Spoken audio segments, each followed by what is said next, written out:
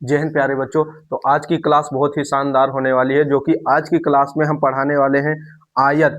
क्या पढ़ने वाले हैं? आयत। आज की क्लास में हम आयत को समझेंगे, आयत का सूत्र समझेंगे, सूत्र बनाएंगे हम, आप भी बनाएंगे। सूत्र रटिए मत, उसे बनाना सीखिए। तो आज हम पढ़ने वाले क्या हैं? आयत। सबसे पहले क्या पढ़ेंगे? आयत।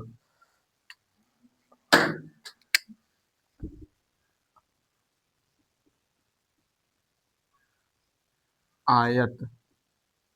अगर हम आयत का चित्र देखें, आयत का चित्र, तो ये होता है एक खेत समान, समझे तो। किस प्रकार का? खेत, समझे। इसमें क्या होता है, ये लंबाई यहाँ पर ए, ये बिंदु बी, ये सी, ये डी, इसके चार कोण होते हैं। चारों कोण को हम मान लिए ए बी सी डी, ठीक।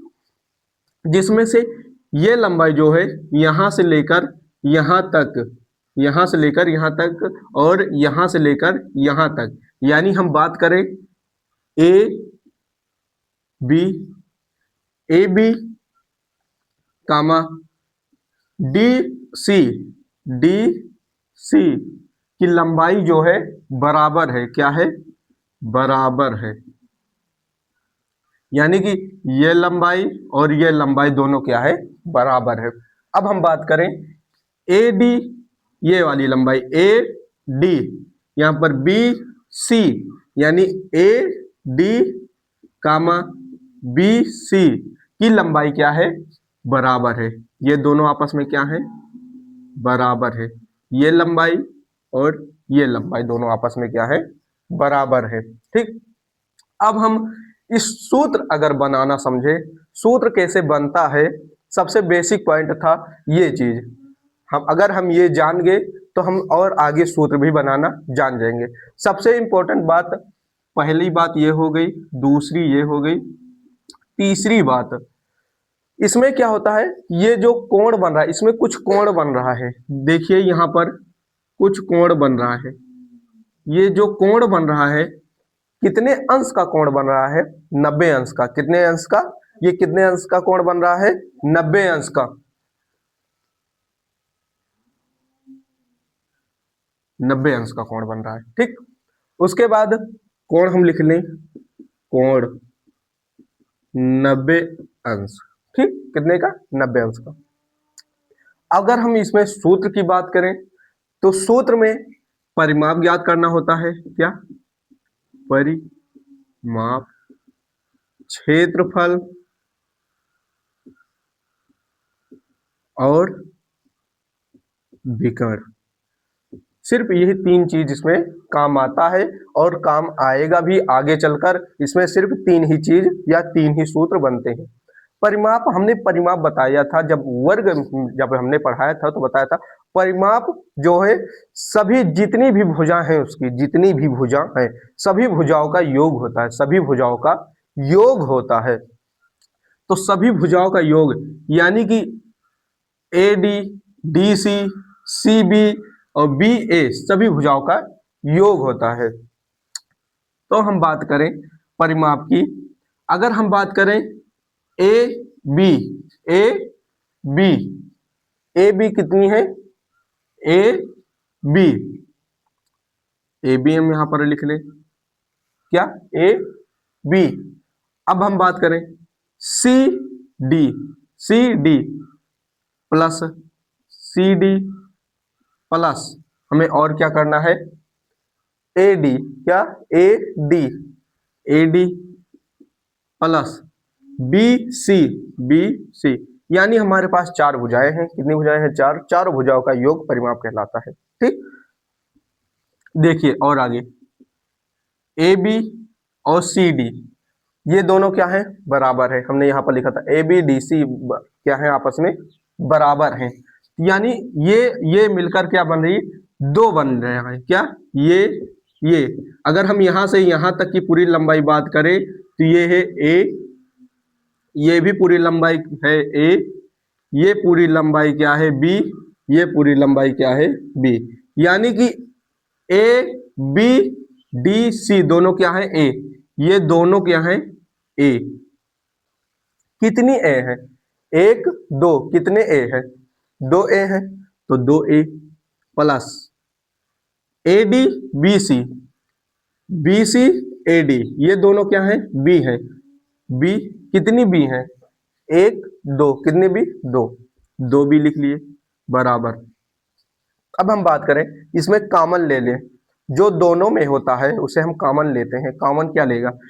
यहाँ पर 2, इधर 2 है तो 2 कॉमन लेकर ब्रैकेट में लिख लेंगे ए प्लस बी। समझ में आया? ए बी क्या है? ए लंबाई हो गई, ए लंबाई हो गई, बी क्या है? चौड़ाई हो गई। तो लिख लीजिए परिमाप का सूत्र बन गया 2 ब्रैकेट ए प्लस बी, या फिर हम बात करें या 2 ब्रैकेट लंबाई प्लस चौड़ाई, ये परिमाप बन गया। अब हम बात करें क्षेत्रफल की। किसकी? क्षेत्रफल। क्षेत्रफल कैसे बनता है? क्षेत्रफल की बात करें, क्षेत्रफल वह चीज होता है जो बीच का हिस्सा पूरा मांगे। क्या? बीच का हिस्सा, उसका पूरा एरिया कितना है, वही क्षेत्रफल कहलाता है। पूरा उसके बीच का पूरा हिस्सा की बात करें या पूरे एरिया का बात करें तो क्षेत्रफल निकालते हैं। तो ये सूत्र कैसे बनता है? एल गुणे बी, यानी ए बी लंबाई गुणे चौड़ाई, लंबाई गुणे चौड़ाई।